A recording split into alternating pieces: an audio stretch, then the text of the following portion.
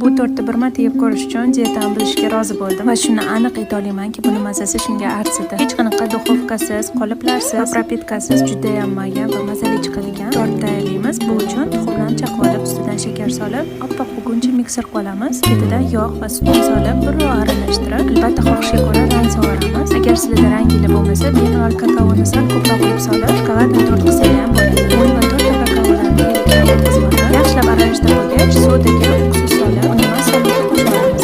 Bir aralashtirib, masani shunaqa suyuqlikda bo'lishi kerak. Endi esa masani 3ga bo'lib, teganligiga tovaga 3dan 1 qismini solib, ustini yopib gazga qo'yamiz. Pastroq olovda 10-12 daqiqa davomida pishib chiqadi. Hammasini birma-bir pishirib